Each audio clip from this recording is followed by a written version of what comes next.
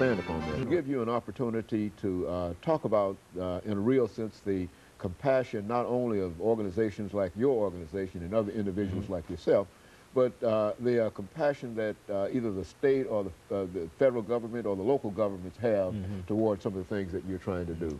Well, right now, Dr. Haney, I don't actually find the state and local government as supportive of this type of ministry program as I would think they should be.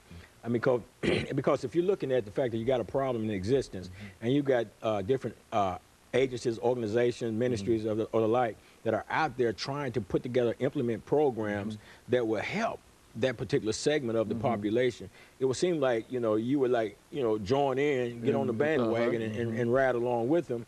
But a lot of times you find out that, especially with our Metro Council, for one thing, the number of people, they pass this ordinance, it's kind of like almost like under the table, because nobody came to the individuals that run what they call halfway houses, stuff like that, and asked our input on this thing at all. But they passed this ordinance concerning limiting the number of people that could be in any one of the locations. But now we set our places up like residential housing, and I don't think there's a limit on how many people you can have in your family, but yet they come up with this, and I can understand in part why they would do something like that, because there are some flop houses out here.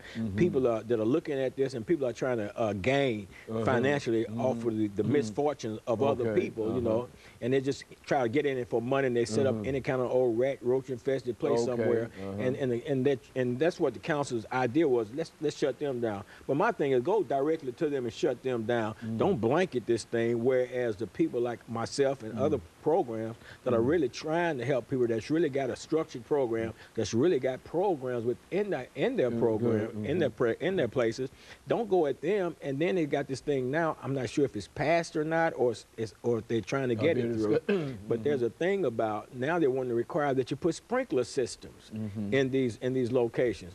Now, Dr. Haney, again, they're not requiring just your regular families to put sprinkler system. I think it's set up, why not support us in what we're doing? We meet the fire code, we got the smoke detectors, we got the fire extinguishers and stuff like that in there. We're meeting all of that.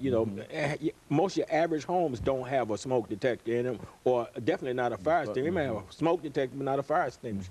But we have those in our places, and I think that the metro and state should support that, but you find out a lot of times that they fight against you. I had an issue one time with the Department of Probation and Parole. We've since formed a coalition called Transitional Living Coalition, TLC, and we had a meeting with the people at Probation and Parole, and at that particular meeting, they had agreed to, put my house and my program back on the approved list, because, Dr. Haney, I had opened up like 7 houses specifically designed for people coming out of the prison system.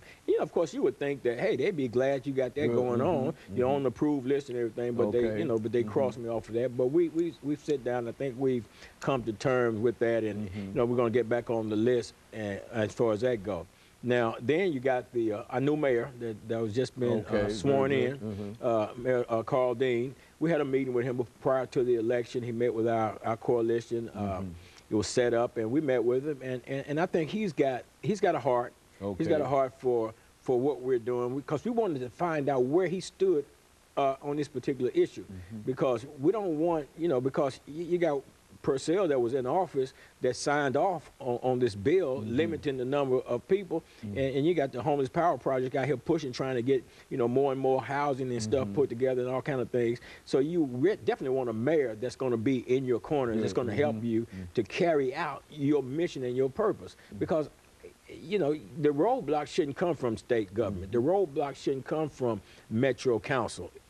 That should be our support system right there. They should be supporting us. But I believe we're going to be able to create that relationship with them. I believe that in the formation of this new coalition that we're in the formation of it right now, I think it's going to make a difference, because it's going to include different agencies that are doing the same thing, coming together as a group, as a block.